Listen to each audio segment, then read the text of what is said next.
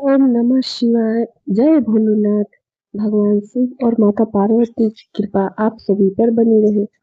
आज हम आपको सुनाने जा रहे हैं सोमवार की पावन कथा, जिसे श्रद्धा से सुनने मात्र से ही जीवन के दुख दूर हो जाते हैं और मनोकामना पूर्ण होती है।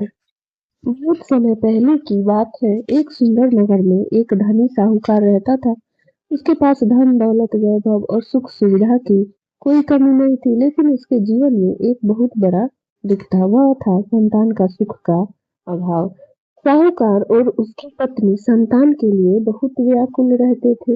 एक दिन साहूकार ने संकल्प लिया कि वह हर सोमवार को व्रत रखेगा और भगवान शिव की पूजा करेगा।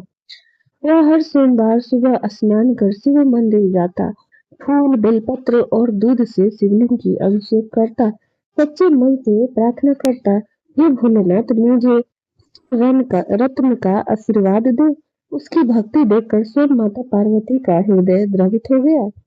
एक दिन माता पार्वती ने भगवान शिव से कहा, स्वामी यह साहूकार आपकी सच्ची भक्ति करता है, कृपया इसकी मनोकामना पूरी करें। भगवान शिव बोले, देवी इस संसार में हर शिव जीव को अपने कर्मों का फल भोगना पड़ता है। जिसके भाग्य में जो लिखा है वही होता है। लेकिन माता पार्वती ने पुनः आग्रह किया, प्रभु इसकी भक्ति का मान रखिए।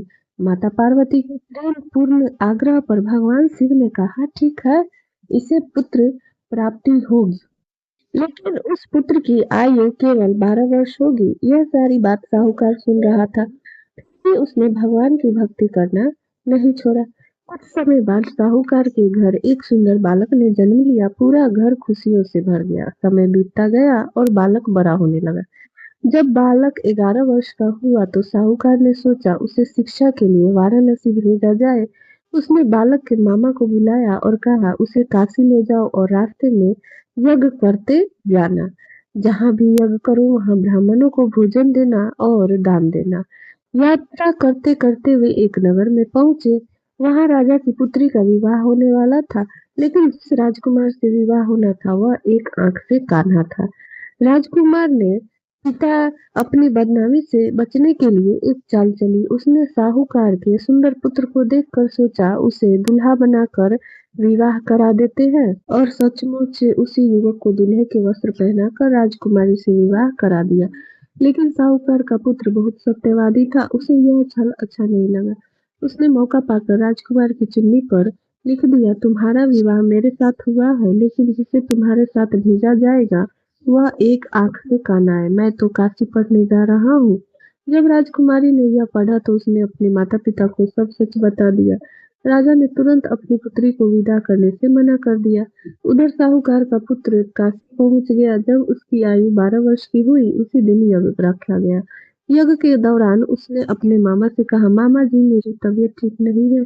थोड़ी देर बाद वह बालक मृत्यु को प्राप्त हो गया।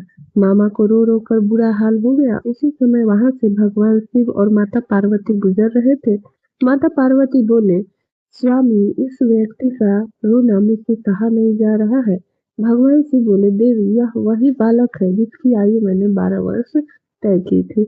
लेकिन माता पार्वती ने कहा, महादेव यदि यह बालक मर गया तो इसके माता पिता भी दुख में मर जाएंगे। माता पार्वती की करुणा देखकर भगवान शिव का हृदय पिघल गया। उन्होंने उस बालक को दीर्घायु का वरदान दे दिया और उसी क्षण बालक जीवित हो गया। शिक्षा पूरी कर वह अपने मामा के साथ घर लौटने लगा। रास्ते में वह उसी नगर के पास पहुंचा जहां उसका विवाह हुआ था। राजा ने उसे पहचान लिया और अपनी पुत्री को उसके साथ विदा कर दिया। इधर साहूकार और उसकी पत्नी अपने पुत्र की प्रतीक्षा में उपवास कर रहे थे। उन्होंने प्रण लिया था, यदि पुत्र की मृत्यु का समाचार मिला तो हम भी प्राण त्याग देंगे।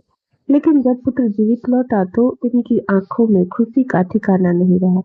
उसी रात भगवान शिव ने साहूकार को स्वप्न में दर्शन दिए और कहा, हे श्रेष्ठी, तेरे सोमवार के व्रत और भक्ति से प्रसन्न होकर मैंने तेरे पुत्र की लंबी आयु दी है। जो भी व्यक्ति श्रद्धा से सोमवार व्रत करता है और कथा सुनता है उसके सभी दुख दूर होते हैं और मनोकामनाएं पूर्ण होती हैं।